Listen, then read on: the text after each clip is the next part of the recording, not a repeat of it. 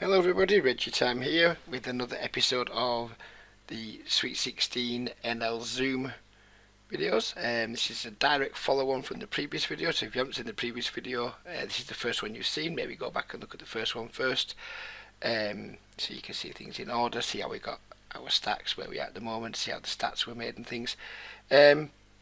Please don't forget to hit like, subscribe, share, all of those things if you are a member of the channel. If you're not already a subscriber, please do hit that subscribe because you get notifications of all future videos. And I didn't mention in the last video, but I also do some coaching with microstakes players who are either losing, break even, long-term break even, long-term losing, new to the game, all those things. So if you are looking for some help with your game, please do get in touch. My contact details can be found beneath the video. They are very, very reasonable, probably about the cheapest out there on the market. That does reflect the fact that a lot of the work I do is basically just on people's fundamentals and it's quite rudimentary, but I've helped lots and lots of players win their way out of the lower stakes, 2-0, 5-0, 10-0, and get themselves up to 25-0 before they've left me to move on to bigger and better things. So yeah, please do get in touch if you would like to talk about getting some help with your game from me. Let's get stuck into the video.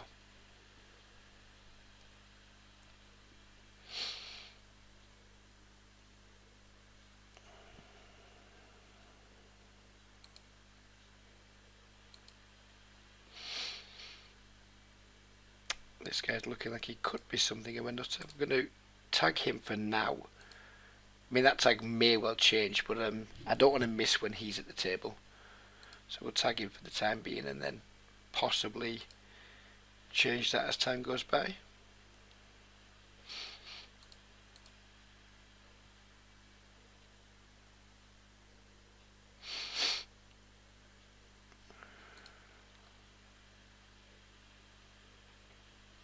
Raise versus this relatively small donk bet with our flush draw, backdoor straight draw, etc. We get called, we turn a gut shot to go with our flush draw. I think it's just certainly double barrel, possibly triple barrel, although we do block a lot of the draws that he could have. We river the nuts though, so it's all good. Now we should just jam, because I'd be wanting to jam in with my miss flush draws, etc. And we hope he calls with two pairs or something. Ace 9, wow. That bluff was never getting through, was it? That bluff was never getting through. Let's take this guy as green. He might not be a fish, but again, probably isn't a skilled regular if he's taking that line.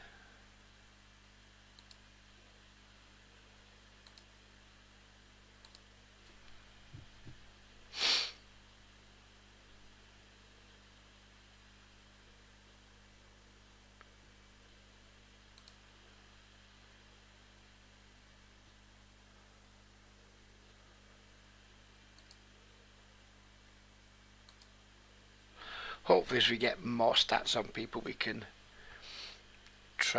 we can start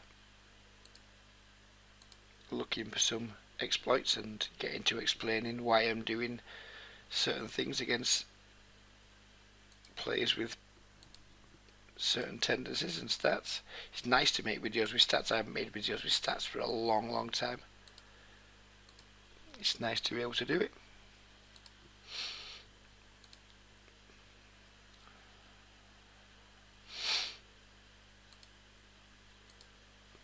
We're going to play this video till we get to around 400 hands. We started on 198 for each video. I was trying to do it by time, but I think we just do it by number of hands. Make each video 200 hands. It seems like a good number.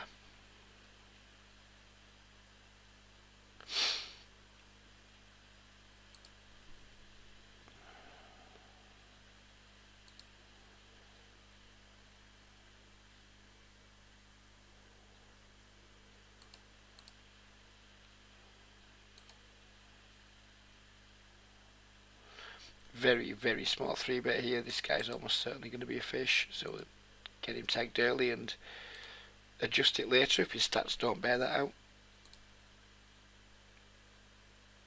5/2. Let's make a C-bet. I'm just going to let the bottom pair go here with all kinds of draws out there too. We're not going to be able to like go call, or even call with a particularly high frequency. If he's bluffing us, then more power to him. Open limper here. Put the green on there. I'm interested to see just how fishy these games are. My thoughts before playing were that these games are going to be like pretty bad. But like, who knows? We've got another 70 odd VPIP player here. We're going to light blue tag in the short term. And again, maybe just in future. We're certainly going to be check calling at least once here with the 8-6, possibly twice depending on the turn card. Certainly going to be check calling again on a 7. He instantly checked back. Wow, did you see how quick he checked back there? Shame the ace had come on the river, because I was confident our hand was good until the ace came. It still was. He snap checked back again. He had king 9 versus a guy with these stats. We're going to make a pretty loose call versus his sizing in the big blind, because we want to try and play pots with him. See you at the river, dude, I guess. I guess we'll see you at the river.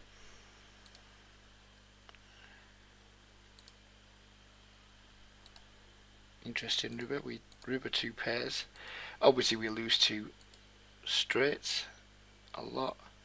Lose to a lot of his 2 pairs. But he's playing 70. I think we just need to call this. He's playing way loose. Happy days. Happy days.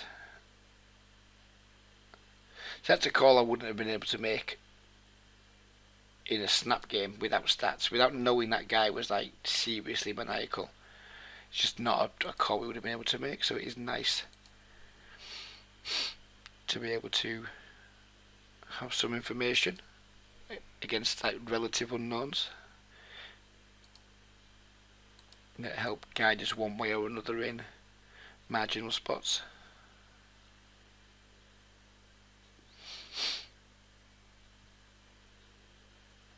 I mean, I'm tight, but look at this dude. He is having an absolute whale of a time.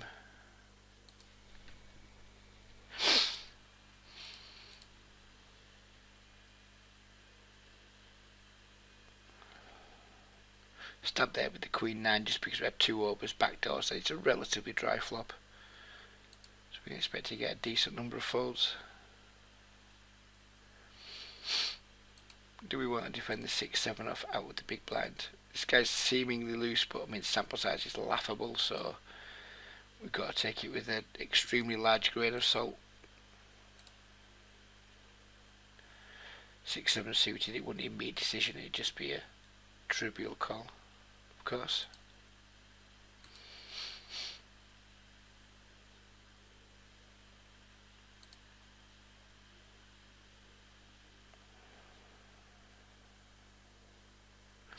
Two chests. Racking these chests up. We'll open them at the end of video 3. Won't that be exciting? We might get upwards of $1 in rate back. You just never know. Bit of a loose open here, but we have like 2 pretty big nits in the blind by the look of things. Need to defend the ace-9 off versus somebody with these stats. Don't like it, but we need to be doing it. I'm probably going to see this dude at the river.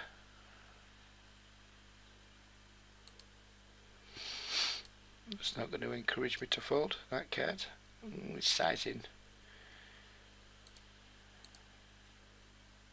And now we probably can't fold. We don't block any of the draws he can have. Well, we do, we block 10-9, but don't block diamonds. We just ribbon trips. We just have to call. I expect to lose here with a pretty high frequency. We're getting really good odds to call. We don't need to win that often here. And he had 4 deuce, which is nice. We can upgrade him from green to light blue for the time being.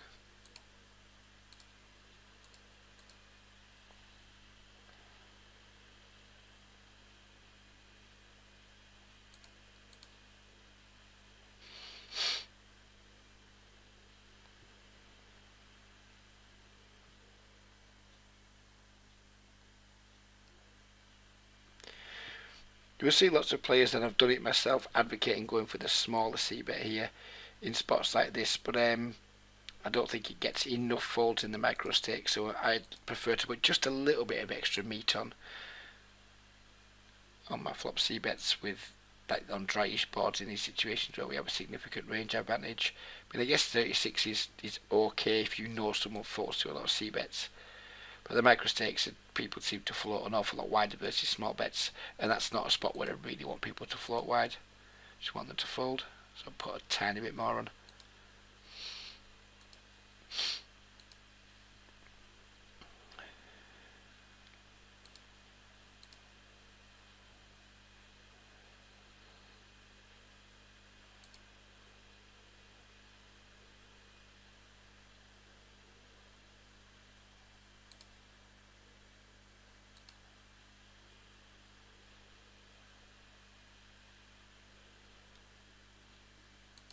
Not opening the 9 deuce suited with the maniac in the small blind.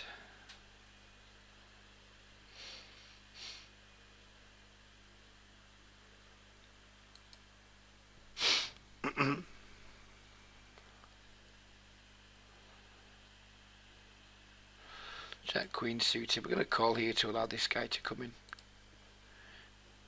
I mean, maybe he comes in anyway, even if we do 3-bet, but happy just to call with fish behind. Makes a pretty big c-bet here. We clearly can't fold yet with top pair. It's just going to be like a call fold a lot of the time here on a board with this many draws. It's probably just going to have to be call now, I guess.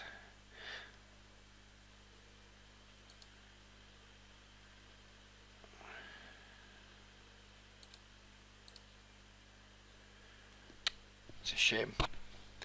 That's a shame, but never mind.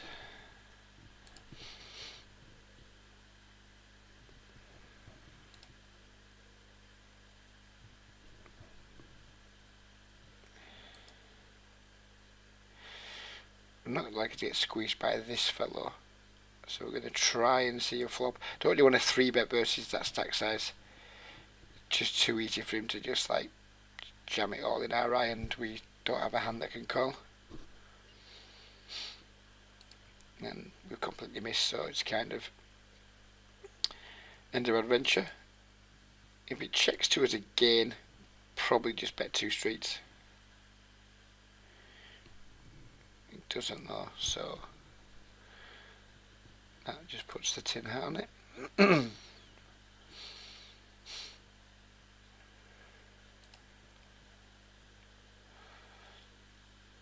Bottom 2 pair in a limp pot. Let's just start dropping bombs.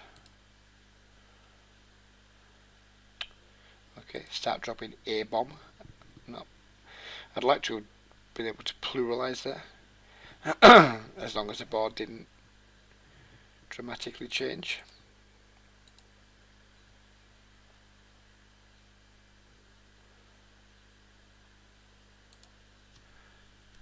I was going to check call that flop. He snap checks back. Don't think he's got very much, to be honest.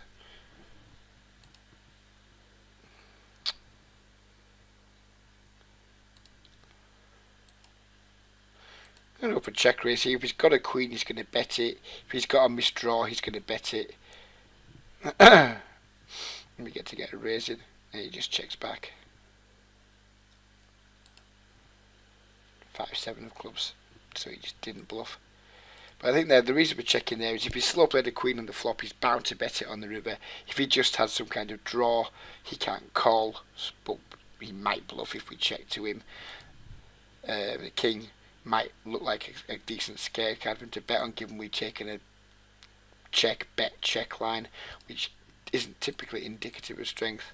But he clearly wasn't in any way a thinking player, and he just calls with a 7-5 pre, then doesn't bluff it on the river against a range that isn't particularly strong. But we weren't to know that at the time, of course.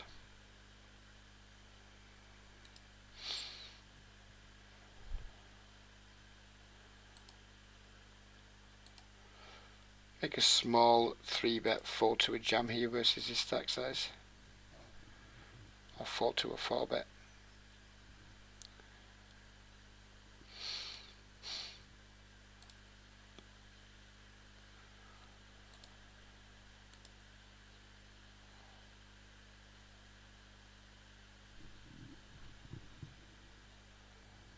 This guy looks pretty nitty. We'll stick a yellow on him for the time being.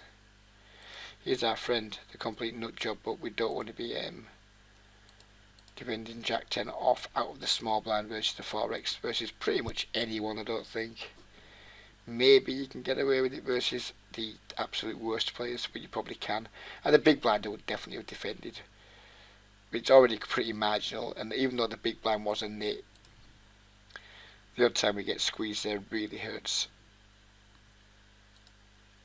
the profitability of the call.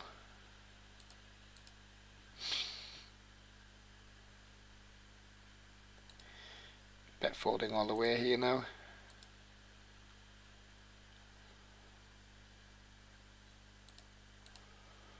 Raise, pretty easy fold in my book. So few bluffs you can. I mean, you can have all the sets, 2 pairs, lots of 2 pairs, straight. We're crushed by his value range. Doesn't have that many bluffs on this board. Not happy to fold, but I think it's comfortable. Obviously defending versus the maniac this deep, but we flop nothing, so it's the end of the adventure. I mean, this guy pot size bet bluff twice earlier with like 4 high, but we can't bluff catch with the Jack 10 on that board. It will be absolutely bonkers.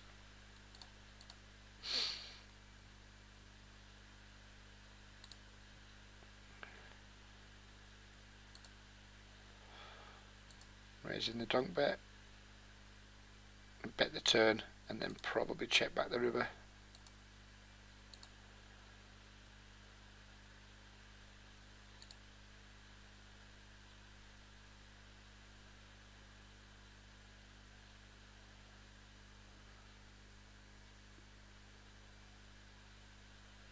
This guy's gone down to 4/1 now.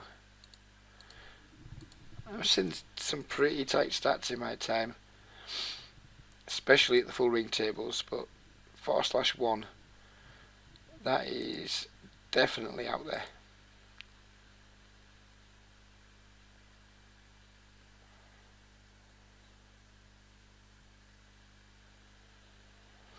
Flop top set, disappointing that this guy doesn't have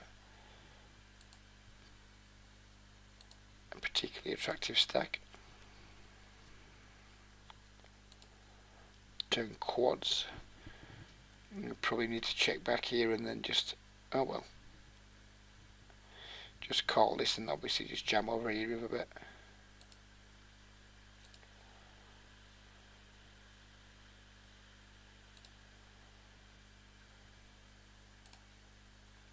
I mean, obviously there's just very little he can call with here. We need him to hero call us with a king, or to hopefully have like the 2 8s or the 2 kings, both which seem pretty unlikely. Well, I mean, obviously we have to jam. Just a spot where you know you're not getting called very often. Well, what can you do?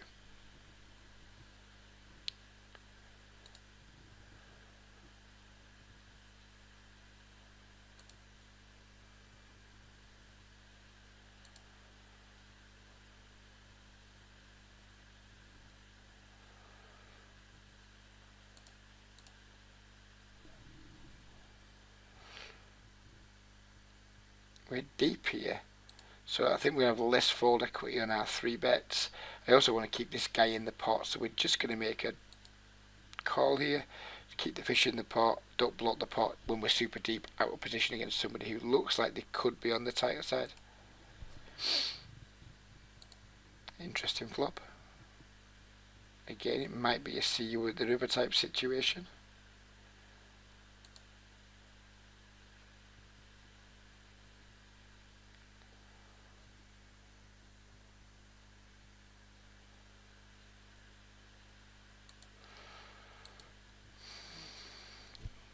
Tempted to raise here, but if we get 3 bet, it just really sucks.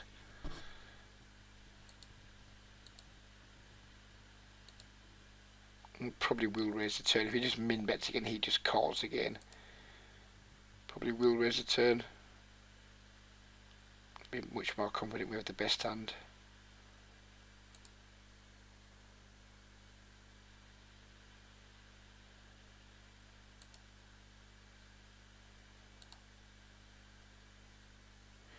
Get caught by draws here. Worst made hands.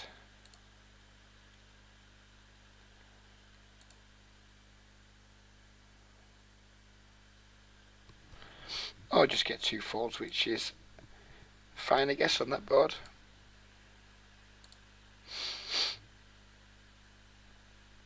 "44 hands to the close of the video.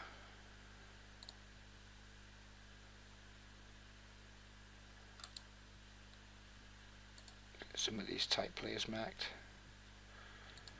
2. I mean, I expect this pool to be like pretty large over the course of like a month, so it's going to take a long time to get like comprehensively tagged. But you got to start somewhere, right?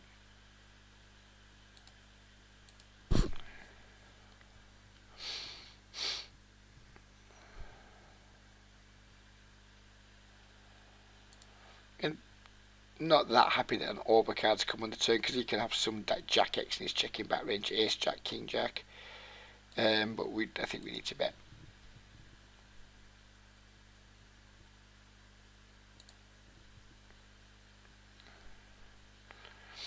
Not a good river. We're just going to check fold here. I'm expecting to have a jack a lot of the time. Sometimes he'll have backed into a flush. Some slow plays from the flop. Not a particularly good spot to want a bluff catch, in my opinion.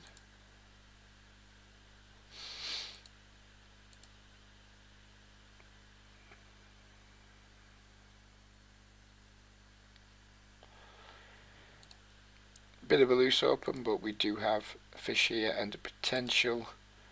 Get him tagged as blue early doors too. Potential fish there. Flop. A good shot.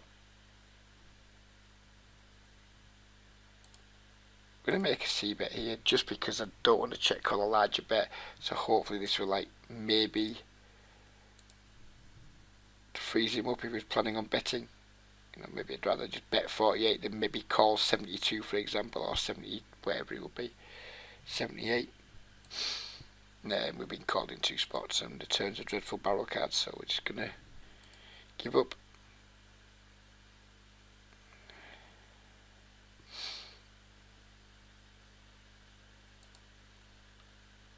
I want to see if he calls so we can hit like the fold and watch button.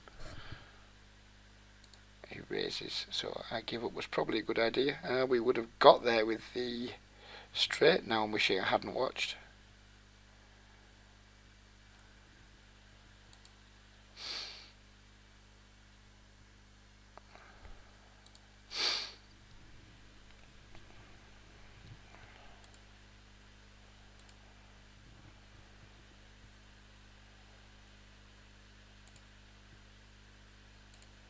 Not too worried about flushes here. I think he probably would have bet the flop with the flush draw rather than wait until the turn.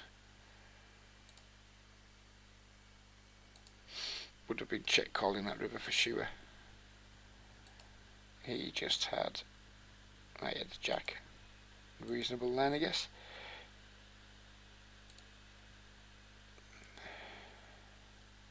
So he hasn't folded to a C bet yet, but his sample size is laughably small, so really good board for us to see bet here. King low low in a 3-bet pot, we have a significant range advantage.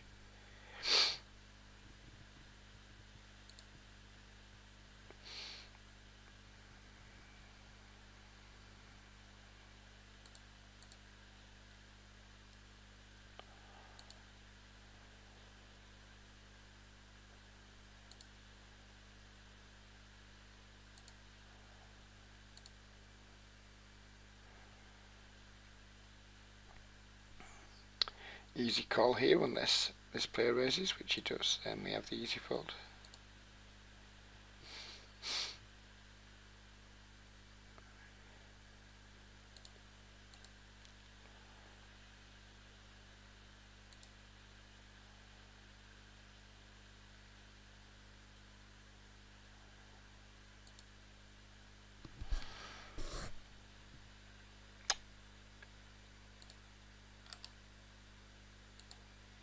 calling here versus the min raise. Fish here, nit there. Don't think we're going to get squeezed too often. If we do get squeezed by the fish, then would have been happy continuing anyway.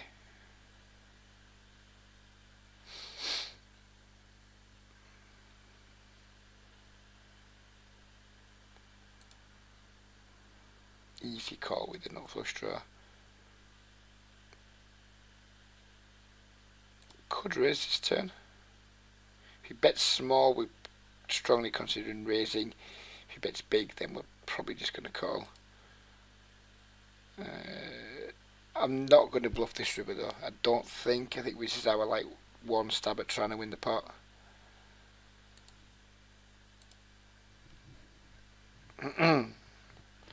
And he takes it down.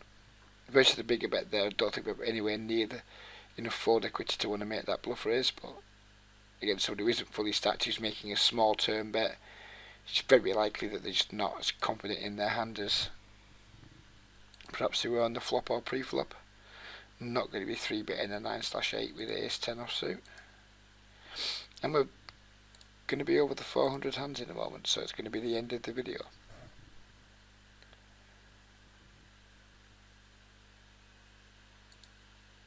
Expect to get 3-bet a decent amount here against someone who's got reggish stats, but we're so deep we can easily call. And look, 2 goes set mining.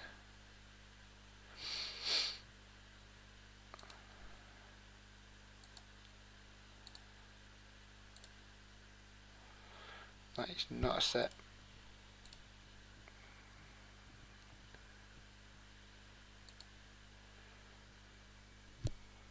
We're still ahead a reasonable amount here. We're going to get barreled off our hands so often on turns and rivers, especially on like high cards, but we just can't fold just yet. I think it's definitely call. And yeah, this is just going to lose now most of the time. It's going to check, he's going to bet, we're going to fold. Nothing much you can do about it. Normally would defend 10 jack suited versus just 5 big blind small, but this guy has no money. I'm not going to attack him as anything yet. He might be some asshole short stacker. I think this guy's probably just pot controlling an ace here on the turn. We're not going to bluff versus what is probably a capped range, but a capped range is still stronger than 2 6s. I mean, it's tempting. Tempting to 5 check raising. Not that sure that we need to be honest. Looks pretty much like he's going to have an ace here or nothing, but we don't represent very much either, and I expect him to hero call a decent amount with an ace there versus our line that just kind of reeks of bullshit.